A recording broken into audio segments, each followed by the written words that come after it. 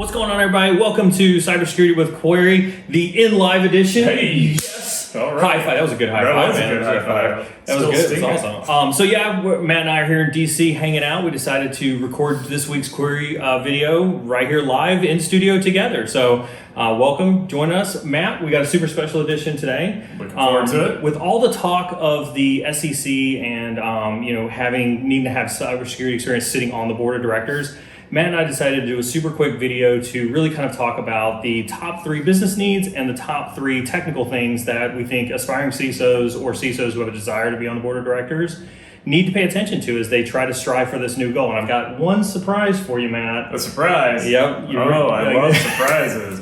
All right. You're gonna like this one. So let's do this one. Matt, over to you. The top 3 business things that you think a CISO or an aspiring CISO needs to focus on if they want to be on the board of directors. All right, I'm going to give you 2 do's and a don't. So the first do is become fluent in the language of business, which is finance. You don't need to be a CFO or go get an MBA, but you do need to understand how to read financial statements. And I think more importantly, you need to understand the financial metrics that are important to the business that you're joining as a board director. Things like, do they talk about rule of 40, or do they publish a hurdle rate where they measure projects and capital investments? And that kind of will orient you to the business, and then you can start to ask questions and learn more there. As far as the don't, and this one might catch some people off guard, but don't go into it expecting to operate the security program. Ooh. That's not what you're there for as a board director. Ooh. Boards are really about supporting and managing and ultimately overseeing the CEO and the company. And so you need to really look through that lens. And then the last one is understand your mission. Like, you're a security expert, that's great, you've earned it, but why are you there? What is it that they really want you to do? And make sure you do your diligence on the financial state of the company.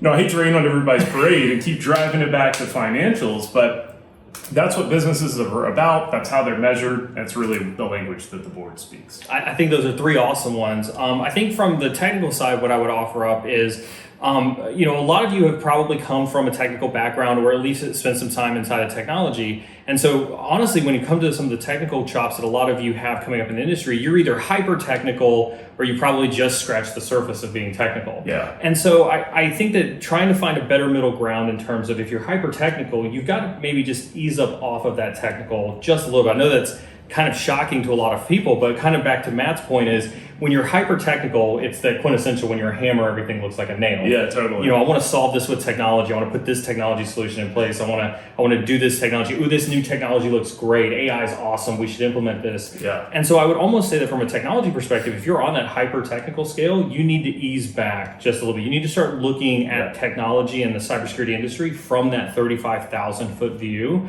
so that you can see the breadth of what's happening in the industry. Yeah. And you have that breadth of knowledge that allows you to understand which trends are happening in cybersecurity, which technologies are a flop, which technologies probably aren't going to move the needle, which technologies are just regurgitated in the industry. Know your audience. Know your audience, exactly. Because at that level, to Matt's point, you're not there to run the SOC. You're there to advise, right?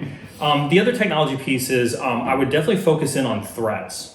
Right? And that may seem weird, because when you think technical, you think technology, but in that role, you really want to understand what the threats to the business are. Sure. Right? That way you can help advise where you need to, based on what your understanding of those threats are. And that way you can be informed from a risk perspective when the organization chooses to make a decision or not to make a decision, if that does indeed match a perceived risk that they could have. Yeah, I like that word risk in the context of working with boards. Like, I think it all comes back to risk, and risk in a business, again, is back to financial impact. So. And I think that leads me squarely into my third one when we talk about risk, right? The technical chops aren't necessarily about understanding which technologies are awesome or how they run or how they specifically work, but what are the risks that are looking to be mitigated with those specific technologies? And are those risks in line with the threats and to the business choices that they need to make there? And so making sure that you're technologically aligned so that you can see those risks and understand how those risks impact the organization, I think is key. Makes sense. All right, you ready for the surprise? Yeah, I love surprises. All right, hit me with it.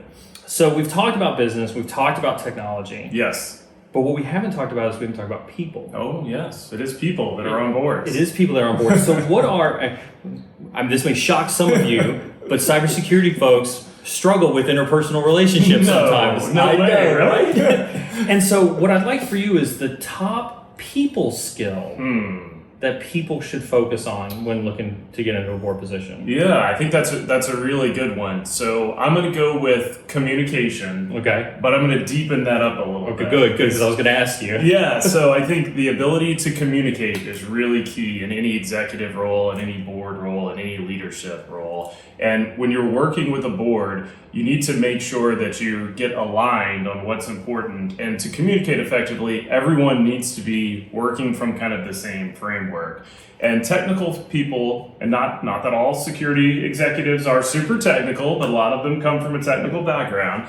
Technical people sometimes over-index on like getting into the details and will, no, Neal, but this is how you do it, or yes, it's kind of right. And I think a good way to work through that is a model that I like called yes and. And so it's the ability to talk to someone, to understand their frame of reference, communicate what's important to you, but do it in a way that communicates effectively, that builds relationships, and ultimately achieves whatever the goal there. I like that yes and, because I know that I've caught myself several times doing yes but. Yes. Like oh, that sounds like a great idea, but did you think of it? And then it's like, no, you're exactly right. It's like, no, it's yes and. It's how do we move the needle forward? Yes. Awesome. Great. Awesome. Hey, in person. Love it. Yes. Thank Stay you, everybody. awesome, and we'll see you next time. See ya.